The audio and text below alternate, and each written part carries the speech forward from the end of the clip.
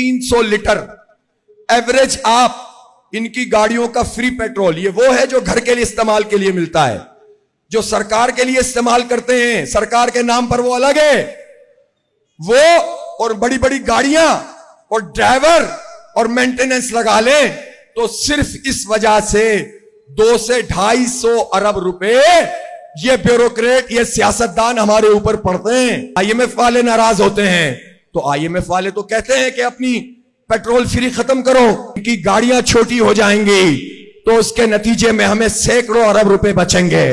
तो ये तो हम करवा के ही जाते हैं, फिर क्या ख्याल है? इनकी मराहत कुछ कम करवानी है, इनकी गाड़ियां भी छोटी करवाएंगे, इनका फ्री पेट्रोल भी खत्म करवाएंगे इंशाअल्लाह।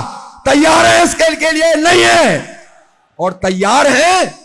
सनतकारों से वादा लेकर आया हूं कि जब हड़ताल होगी तो सारी फैक्ट्रियां भी बंद होंगी, फैक्ट्रियों से मजदूर निकलेंगे और ताजिर बाहर निकलेंगे, अवाम निकलेंगे, किसान निकलेंगे और नौजवान निकलेंगे और हड़ताल भी हो रही होगी और शाहराहों पे धरने भी हो रहे होंगे। तो ये भी ऑप्शन मौजूद है और बहुत से ऑप्शन मौजूद हैं।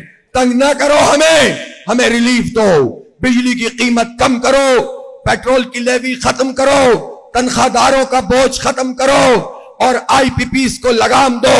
इनके नाज नखरे हम नहीं उठा सकते, जमात को कोई नहीं तोड़ सकता, कोई नहीं मोड़ सकता।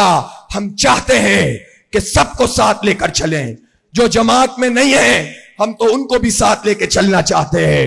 हम तो अपने दरवाजे सबके लिए खोल रहे हैं, लेकिन नज्म व ज़ब्त पे कोई कंप्रोमाइज नहीं है, कोई मामलात की खराबी पे कोई कंप्रोमाइज नहीं है, जीरो टॉलरेंस है।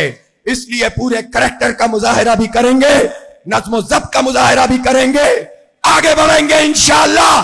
कोई आपको नहीं रोक सकता, मुस्तकबिल आपसे वाबस्ता है।